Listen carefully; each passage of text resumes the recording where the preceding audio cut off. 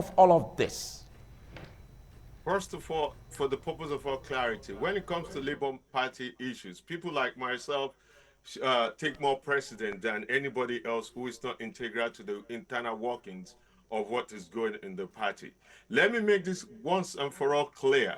We have no internal problem in the party, and APC, PDP, PQF, ADC, or whatever party X there has no influence in how the party structure and what is happening within the party. Obviously there are some troublemakers and the people supporting people like Nanadi who have been sponsored outside the structure of the party.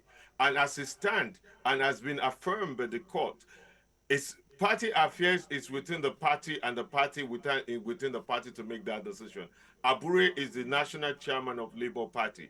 And I can confidently say to you that nobody is sponsoring nobody outside the party structure sponsoring the party itself. So let's just put that matter to rest. So, not to the dissenting voice across any other party, APC have the right to go after other political party to get them in or other politician to convince them to join their party. That is politics. It's when people lack integrity and value or have no sense of purpose, that's why they jump from party to party, looking for where to gain influence rather than where they can actually influence. Atiku is a master of that. He's very good of jumping left and right like a yo-yo. So I can understand the gentleman, my honorable brother, supporting a yo-yo like that without a vision or a purpose. That is fine. And we're not going to question about that. As regards to Peter Obi and Edo State governor, I personally, I'm a Labour person. The last election, I campaigned. I came on this TV station as well and campaigned for Governor Monday. On the norms, Governor Monday is a humble, genuine human being. It's a kind-hearted human being. If you've ever had the privilege of meeting him or speaking to him, it's a wonderful, amazing human being. But the statement he made is very unfortunate. It's childlike mentality and devour of intelligence.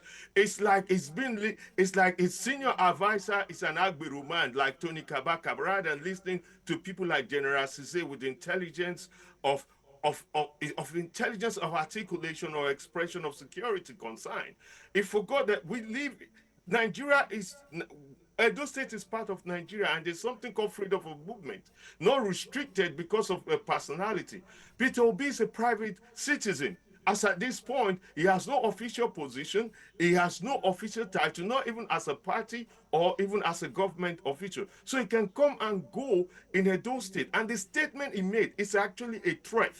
If we're to look at it and be honest, it's a threat, direct threat, and a threat that can engineer people like the street thugs of Edo State to attack not just Peter Obi when next they visit, but the people that go to see Peter Obi. I want to remind the governor, last presidential election in Edo State, Peter Obi got 344,000 votes.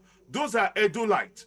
They are not anyone else but Edolite. The last time I checked that election, APC had about 144 votes in the presidential election. So Obi, as a matter of fact, is far more superior popular in Edo State, even more than the governor, regardless the internal machination that is going on in the political realm at the moment. So I would like to think that the governor may have misspoken because sometimes in fairness, we have a thinking language, a language we used to think with, and that's translated in another word that we're not our first or second, third language. I think what he was trying to say is, I'm paraphrasing, maybe he has thought about it in Hausa language that is fluent in, or in Esa language that is fluent in, and it came out the wrong way. What he was trying to say is, for him to guarantee Peter Obi security next time, he would advise Peter Obi let him know and know his movement so that he can help protect and provide the necessary security. Thank you. However, Thank you, Chief that's not the Daniel. way it came out.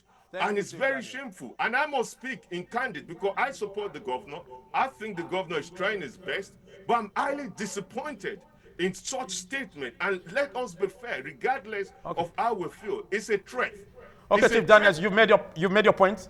Thank you, thank And you. we should not Well, we should not well, we're condone. gonna be opening the call lines and 0807 777 the number to call, so that you can participate on this and basically make your contribution on the program. But we will be having this calls on after this short break. Do stay.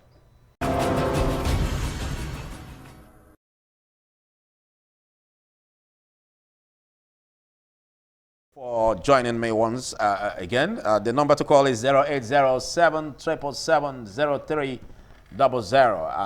it will be on the screen. And basically, we expect that you pour your calls at us, listeners on independent radio, and of course, viewers on independent television. Well, while we spare the calls, let's get to you, Daudu. Now, let's look at the implications constitutionally. A situation where a sitting governor is warning a prominent political figure in the person of Peter Obi to stay clear from the state. Constitutionally and by political implication, what do you think this means? Well, I will take it also in two dimensions. First, let me just say that there are permissible trances in political development. Any statement emanating politically are permissible statements. They are aimed at protecting your political sovereignty, your political territory, your territorial governance. They are aimed at ensuring that at all time of crisis, other political parties did not infiltrate them. So if the statements as was allegedly made emanates from the government, they are permissible. But assuming that is not the issue, he may have been quoted out of context. The governor may have been quoted out of context. But if the statement is two dimensions, first, the way it was being positioned, it may have been quoted out of context.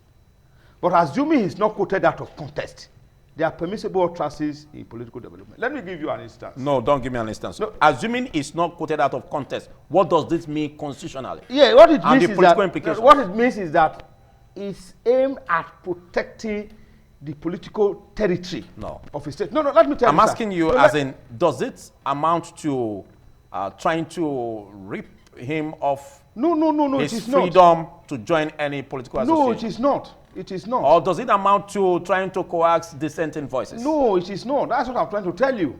That's why I was trying to give you an example so that you can see where the background. Look at the time the governor of Bayelsa State made a statement that Wike shouldn't come to his state. Okay. For any. You continue from where you left off. Let's quickly take this call. Good morning, caller. Good morning, sir. Okay, go ahead with your contribution. Tell us your name quickly and your contribution. This is Raphael. I'm calling from Jaro, Benin City. You said your name is Raga? Mr. Raphael. Mr. Raphael. Okay, yes. From GRA. Yes, sir. Okay, go ahead with your contribution, Mr. Raphael. The government statement, I look at it as a proportional attitude. Can be a false statement, can be a true statement.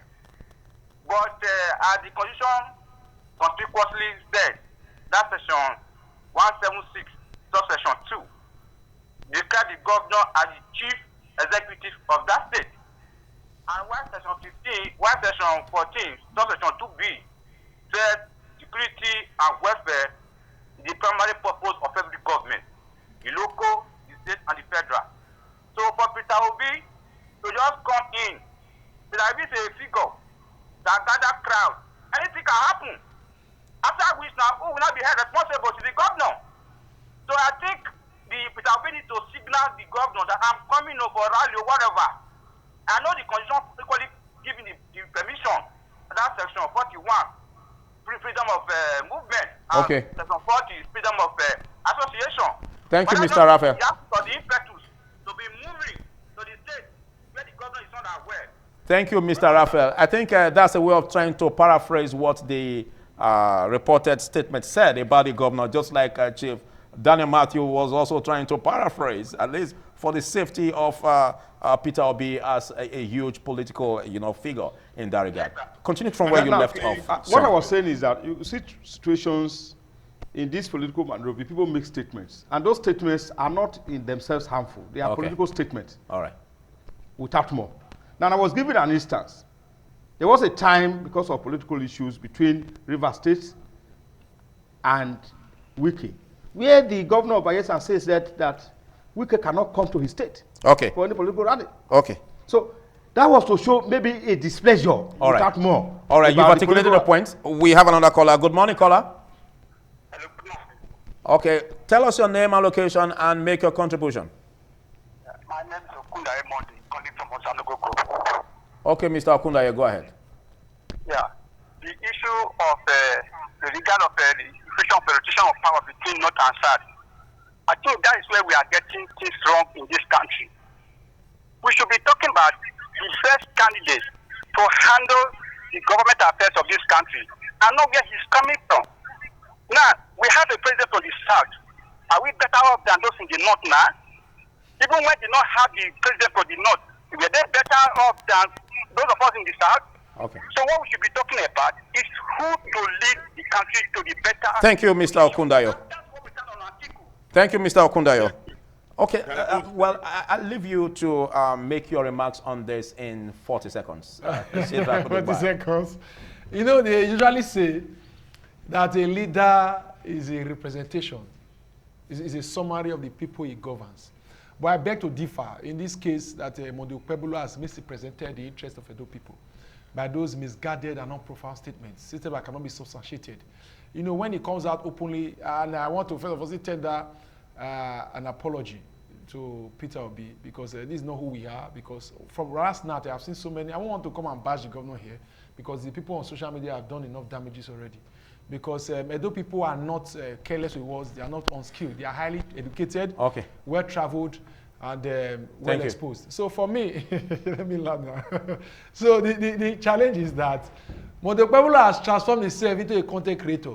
He should know that his organic thinking and thought is not palatable for public Thank you, Shedrack. So Thank you, Shedrack. Thank you, Shedrack. Let's quickly, in 15 seconds, and I mean it, 15 seconds, please, Chief Daniel Matthews, make your final remarks. Quick one. I want to say the Honorable Barrister is making sense and trying to excuse what is fallible. And what is fallible is fallible. The statement that Governor Monday said was very wrong, and he should publicly apologize. No one is taken out of context. He said there's a new sheriff in town. The man who said he doesn't have she gave 15 million. He should be proud that he donated 15 million or 1.5 million. So for me, it's a shameful statement. I love Governor Monday. He's doing a fantastic job. I would support him again because I believe in him.